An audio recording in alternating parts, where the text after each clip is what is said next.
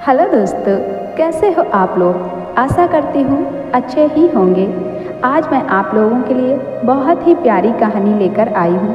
कहानी शुरू करने से पहले मेरे चैनल को सब्सक्राइब ज़रूर कर लेना, साथ ही बेल आइकन को प्रेस करके ऑल पे क्लिक कर देना, जो ऐसी ही खूबसूरत कहानी आपको सबसे पहले मिल जाए। बहुत समय पहले की बात है। एक गांव में एक जमींदार रहता था। जमींदार की एक कन्या थी, उसका नाम कल्पना था। एक बार कल्पना सहेलियों के साथ खेल रही थी। बातों ही बातों में उसने सहेलियों से कहा, मैं उसी लड़के के साथ शादी करूंगी जो हमेशा मेरा कहना मानेगा। वहाँ से एक लड़का गुजर रहा था। उसने कल्पना की बात सुन ली।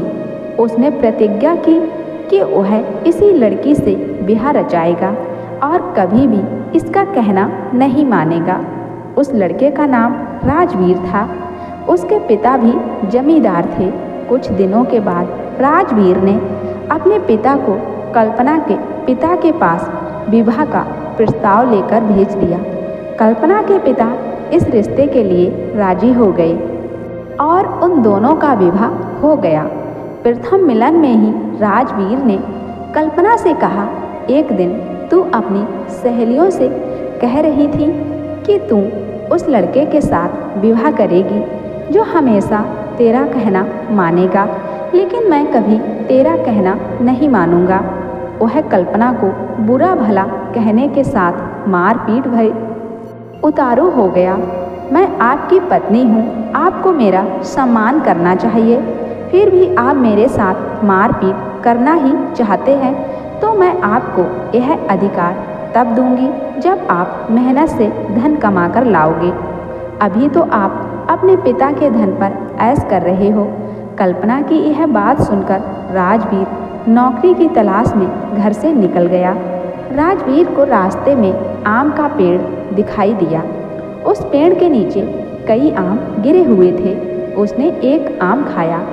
उस आम की गुठली उसने जैसे ही पेड़ के नीचे जमीन पर फेंकी, वहाँ पर आम का नया पेड़ उग आया।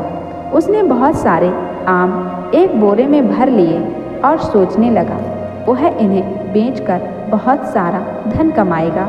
आम का बोरा लेकर वह आगे बढ़ा ही था कि उसे 3 आदमी मिले।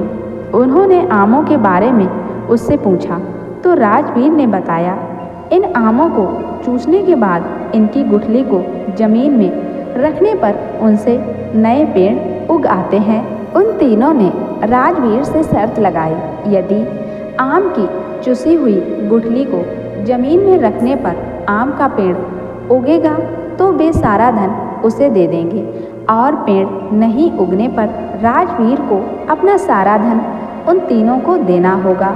राजवीर शर्त हार गया।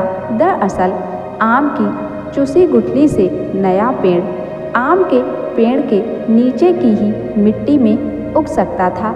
यह बात उन तीनों को मालूम थी। शर्त हारने पर उन तीनों ने राजवीर का सारा पैसा और आम ले लिए। राजवीर उदास होकर रोने लगा और रात होने लगी। राजवीर को दूर उजाला दिखाई दिया। वह उसी दिशा में आगे बढ़ता गया। वहाँ एक बुढ़िया का घर था। राजवीर ने बुढ़िया से कहा, मुझे 3 आदमियों ने ठग लिया। मैं बहुत थका हुआ हूँ, मुझे ठहरने के लिए जगह मिलेगी।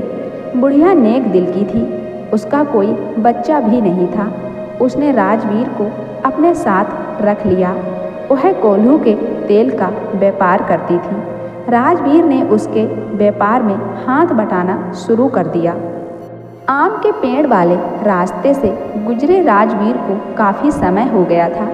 राजवीर को ठगने वाले वे तीनों आदमी अब किसी और की तलाश में थे। अचानक उन्हें एक घुड़सवार आता हुआ दिखाई दिया। उसके हाथ में तलवार थी। उन 3 ठगों ने घुड़सवार से भी वही शर्त लगा ली। उसने थैले से एक आम निकाला, उसको चूसा, दूसरे थैले से थोड़ी मिट्टी निकाली और ज़मीन पर रख दी।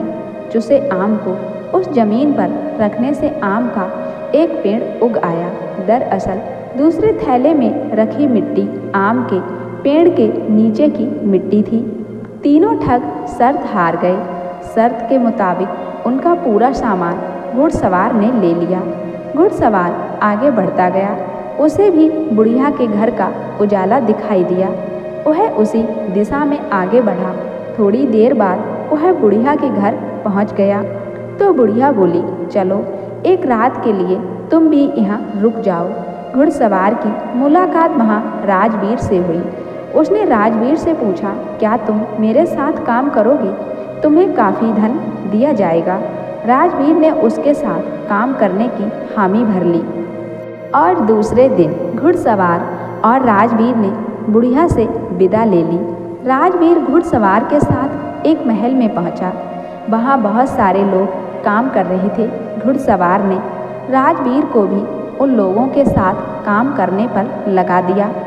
बुढ़िया के साथ रहकर राजवीर के बाल बहुत बड़े हो गए थे। घुड़सवार ने उसके बाल छोटे करवा दिए, दाढ़ी और नाखूनों को कटवाकर छोटा कर दिया। राजवीर को हर काम के लिए अलग अलग कपड़े घुड़सवार द्वारा दिए जाते रहे। घर से निकले बहुत दिन हो गए थे।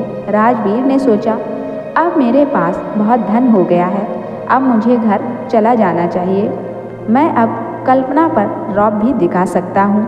राजवीर ने घुड़सवार से घर जाने की इजाज़त मांगी। वह अपने घर की ओर चल पड़ा। उसे घुड़सवार भी उसी दिशा की ओर जाता हुआ दिखाई दिया। घर पहुंचकर राजवीर अपनी पत्नी से सेखी भगाड़ते हुए बोला, इस बीच मैंने बहुत अच्छी नौकरी की है। मैंने कई लोगों को नौकरी भी दी। तुमने कहा था जब मैं मेहनत से धन कमाकर लाऊंगा तब मैं तुम्हारे साथ मारपीट कर सकता हूँ। ऐसा कहकर वह कल्पना को पीटने के लिए आगे बढ़ा। कल्पना बोली, स्वामी, तुम अगर मेरे साथ मारपीट घर के अंदर करोगे तो किसी को पता भी नहीं चलेगा, किसी को खबर भी नहीं होगी कि तुमने इतना धन कमाया है। इसलिए आज आराम कर लो। कल सुबह सारे गांव वालों को बुलाकर मुझे उनके सामने पीटना। राजवीर उसकी बातों में आ गया। दूसरे दिन उसने सभी गांव वालों को बुला लिया। वहाँ बहुत भीड़ जमा हो गई। जैसे ही राजवीर ने पत्नी पर हाथ उठाने की कोशिश की, वह बोली, स्वामी, मैंने तुम्हें कहा था कि तुम मेरे साथ मारपीट तभी कर सकते हो जब तुम अपनी मेहनत से धन कमाकर लाओगे। लेकिन तुमने जितना भी धन कमाया वह सब उस घुड़सवार की बदौलत है। कौन घुड़सवार? आश्चर्य से राजवीर बोला, वही घुड़सवार जो तुम्हें कोल्हू के तेल का व्यापार करने वाली बुढ़िया के घर से वापस लाया था।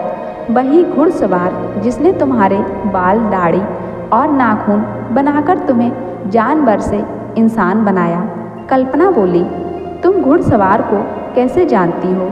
राजवीर ने प्रश्न किया। प्रश्न को सुनकर कल्पना ने एक थैले से कटे बाल, नाखून और कपड़े निकाल कर कहा, पहचानो, यह सब तुम्हारे ही हैं। मैंने घुड़सवार का भेष धारण कर अपने पिता की एक जागीर में तुम्हें नौकरी दी, नहीं तो तुम जीवन भर कोल्हू के तेल का ही व्यापार करते। भीड़ के सामने राजवीर शर्मसार हो गया। उसके हृदय की दुष्टता मिट गई थी और वह कल्पना के पैरों में गिरकर माफ़ी मांगने लगा। कल्पना उसे उठाती हुई बोली, तुम्हारी जगह मेरे पैरों में नहीं बल्कि मेरे हृदय में है। तो दोस्तों, ऐसा नहीं है कि पत्नी पति को हमेशा झुकाना चाहेगी, बल्कि वो तो उसका सम्मान करती है। और पति को भी यही सोचना चाहिए कि उसकी पत्नी उसकी जीवन संगनी है। पत्नी का साथ पति को हमेशा देना चाहिए। दोस्तों, कहानी पसंद आई हो तो वीडियो को लाइक शेयर ज़रूर कर देना।